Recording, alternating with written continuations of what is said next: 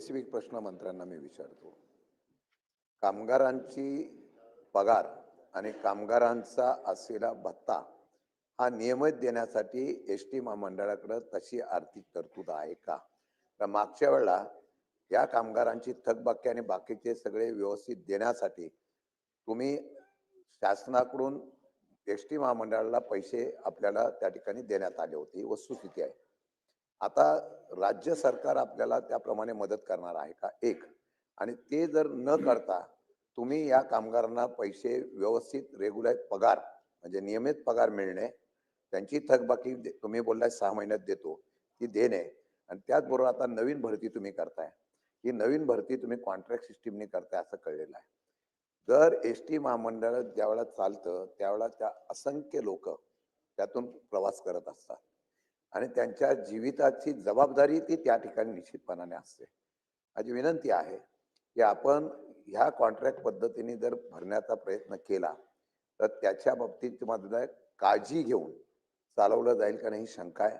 म्हणून या बाबतीमध्ये आपण पॉलिसी निर्णय घेतलेला आहे का नाही, कॉन्ट्रॅक्ट सिस्टीमवर आपण किती लोक भरणार आहात, जर ते तशी भरणार असाल तर तशा प्रकारचे भरण्याच्या संदर्भातून त्या कमी वेतनामध्ये तो तितका ड्रायव्हर किंवा कंडक्टर त्याप्रमाणे काम करणार आहे का याची शासन गॅरंटी घेणार.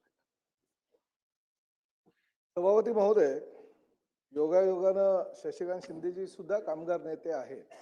त्यामुळे कामगारांच्या प्रश्नाबाबत त्यांना जाण आहे. मी ही गोष्ट पहिल्यांदाच करू इच्छितो की एस टी कामगारांच्या पाठीमागे आमचं सरकार ठामपणे उभे आहे. किंबहुना भविष्यामध्ये सुद्धा एस टी कामगारांना पुढल्या मार्च पर्यंतचा पगार 7 तारखेच्या आत मिळावा म्हणून ह्या पुरवणी मागण्यांमध्ये सुद्धा आम्ही 2000 कोटीपेक्षा जास्तची तरतूद केलेली आहे. ती आता आपल्या समोर येईल. परंतु आजपर्यंत जर वर्षभराचा कालावधी तुम्ही बघितला तर कुठल्याही कामगार संघटनाने त्या विषयावर आंदोलन केलेलं नाही. काय प्रत्येक कामगारांना हा 7 तारखेच्या आत पगार दिला जातो आणि पूर्णतः ही रक्कम ही राज्य शासनाच्या वित्त विभागाच्या माध्यमातून आमच्याकडे 5 ते 6 तारखेपर्यंत जमा होते. कधीतरी शनिवार रविवार असेल तर एखाद दुसरा दिवस हा पुढे जातो, हे मी नाही म्हणत नाही. परंतु 10 तारखेच्या आत मात्र सगळ्या कामगारांना पगार त्यांच्या खात्यात कसा वळता होईल याची जबाबदारी परिवहन मंत्री आल्यानंतर मी दर महिन्याला घेत असतो. हा प्रश्न क्रमांक 1. तुम्ही प्रश्न क्रमांक 2 हा विचारला होता की जी आता भरती आम्ही करतोय ती भरती आपण परमनंट का करत नाही, आपण खासगी ठेकेदाराच्या माध्यमातून का करता? आम्हाला ज्या कामगारांची आवश्यकता म्हणजे कंडक्टर आणि ड्रायव्हरची आवश्यकता ही शासनाला कळवलेलं आहे. शासनानं अजूनपर्यंत त्याला मंजुरी दिली नाही. परंतु ह्याच सभागृहातील आणि खालच्या सभागृहातील सदस्यांच्या मागण्या असतात की आम्हाला बसेस पाहिजे. जुन्या झालेल्या बसेस आहे, मध्ये बंद पडतात. त्यामुळे तब्बल राज्य शासनाच्या सहकार्यानं आम्ही ह्या वर्षी 8000 बसेस घेतोय. 3000 बसेसच्या निविदा प्रक्रिया पूर्ण झालेली आहे. टाटा आणि अशोक लेलँड यांना ठेका सुद्धा त्या ठिकाणी दिलेला आहे. त्यांना वर्क ऑर्डर देण्यात आलेली आहे. 5000 बसेसच्या निविदा प्रक्रिया आम्ही राबवलेली आहे. ती सुद्धा ह्या महिन्यामध्ये आमची पूर्ण होईल. म्हणजे ह्या 2026 मध्ये तब्बल 8000 बसेस रस्त्यावर येणार आहे.